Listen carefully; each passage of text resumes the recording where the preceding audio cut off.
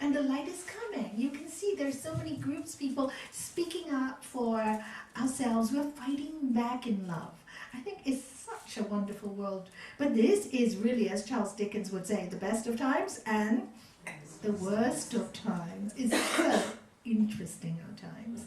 It's a time we can grow so much spiritually. And you can see it everywhere. There are more and more and more people coming to spiritual talks because we know we're awakening. Hey guys, we're not going to be sheep anymore. We are spirit. And we need to live on this earth like spirit. We need to love each other. We need to care for each other. Not just talk about it. I'm a kind person and all day long it's poor me, why didn't you do this for me? And it's all about me. It's me, me, me, me, me. If you find yourself doing that, no, that's why you're miserable. If you find yourself going home and think, I really care for you, can I do something for you? Can I make your life better? Can I make you smile today? Can I just serve you? It's so freeing.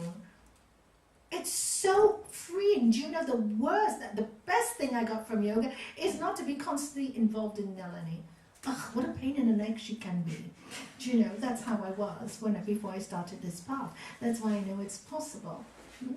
Everything was about me. The whole world should think about me. And I realized after I practiced that most people think that way. And that's why we're miserable. And that's why we're in the same patterns. Stop for a moment. And think, how important are you? You know, in one instance, you are everything, and the other instance, we are nothing. If you look at us from a planet above, we're not even a speck of sand, and we think the whole world should revolve around us. How arrogant is that? What a joke. And that causes our misery.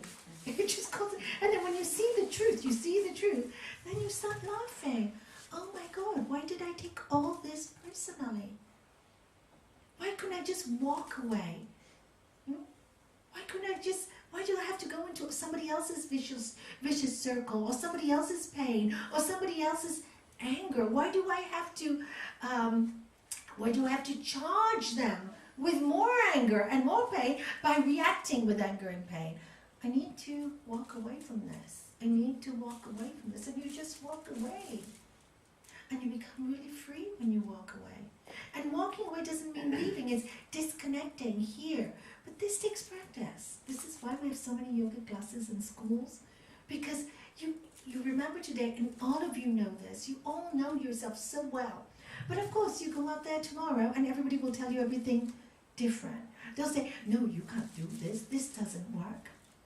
I tell you, the magic of spirituality, it's the most incredible miracle in life. You know, today I met Devamani downstairs. You see how nice it is just to have some time off. People walk in and they tell you stories that, you know. We have a sutra in the science of yoga. For those who study Raja, we remember this.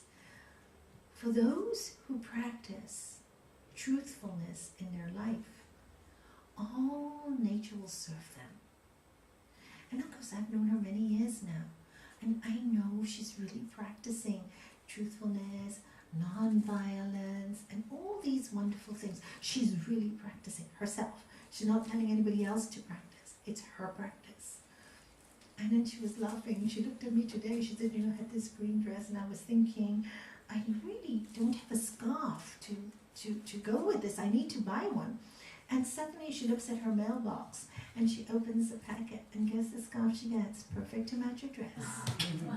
And that's what does happen. The universe hears you.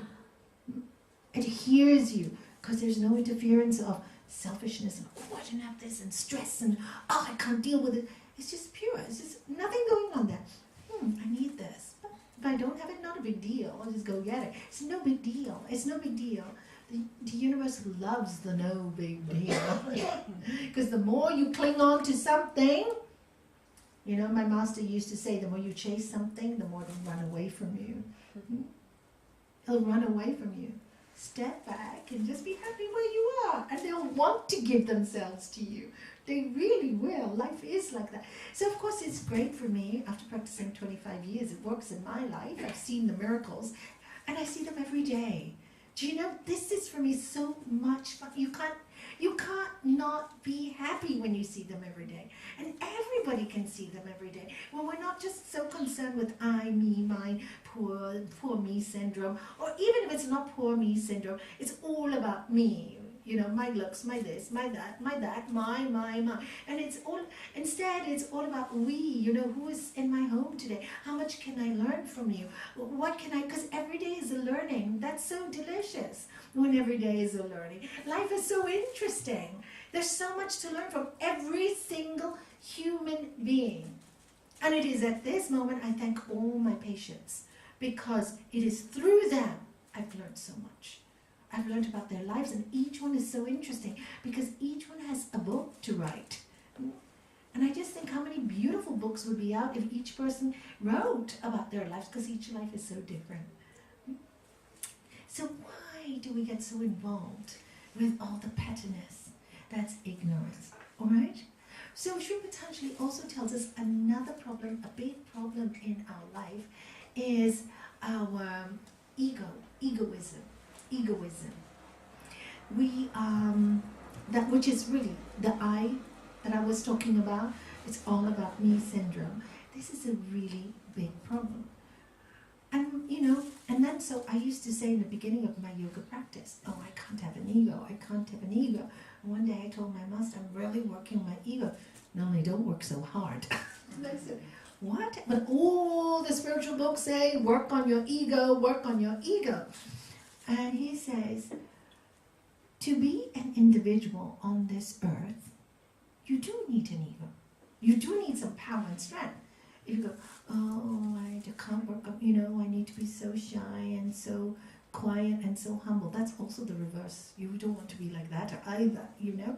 He said, the secret is you purify your ego. It's not that you eliminate it, you purify it. And there's a lovely Sanskrit story that the great Saint Ramakrishna used to tell me late in 19th century. The story goes like this. There were some children playing in the field, and they stopped playing in the field for about a year, and they were all sitting like this. A saint passed by and said, kids, why are you not playing in the field anymore? Why you all look so depressed?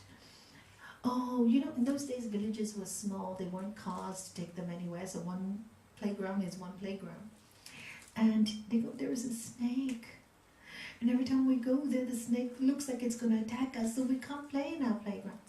The saint goes, don't worry, I talk to animals, and I'll speak to the snake.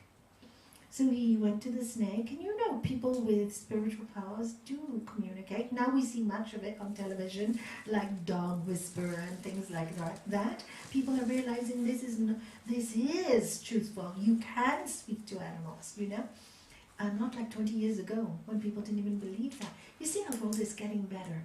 We're so much better to animals too. So anyway, he went to the snake, and he said to the snake, poor kids. They only have this place to play. You know, don't you want to get a human body the next time round instead of this snake body? So let the children play. I'll give you a little mantra, which is a sound energy vibration, and I want you to leave those children alone. And I'll come back in 1 year to see you. So the snake said, oh, master, I will do anything. I don't really want the snake body. So the saint went away. 1 year later, he came back. And he saw the kids laughing and having great time. How are you? Yeah, we're great. Good, you're a really good saint. The snake doesn't, you know, the snake doesn't bother us anymore. They're all laughing. So he goes, he's very curious. Good snake. He goes into the little hole where the snake is. The snake is so thin and so sad. And he said, what on earth has happened to you? Become so skinny and so sick? And he goes, I only did what you told me. I told you to repeat a mantra and not hurt those kids. He said, you told me not to hurt them. So they kept on throwing stones at me. So I let them. I've been a good student. He said, how ridiculous. I told you not to harm them. I didn't tell you not to hiss.